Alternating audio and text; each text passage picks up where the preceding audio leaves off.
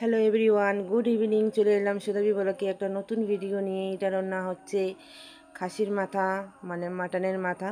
তো আমার শ্বশুরবাড়িতে এটা খায়, তাই আমিও রান্না করা শিখে গেছি। আমিও এটা এখন একটু একটু খাই।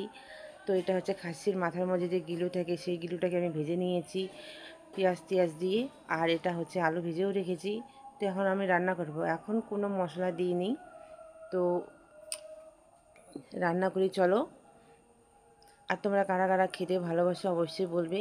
আর অনেক দাদাভাই দিদিভাই আছে খায় না, তো আমার শ্বশুরবাড়িতে আবারও বলছি খায়, তাই আমি রান্না করলাম। তো কীরকম হচ্ছে রান্না অবশ্যই জানাবে। তোমরা একটু পাশে থেকো, আমি নতুন, তো আমাকে একটু সবাই ভালোবাসে দিও, আমিও আছি। আর আমার রান্না যদি ভালো লাগে তো অবশ্যই আমার পাশে থেকে লাইক কমেন্ট শেয়ার করে দিও।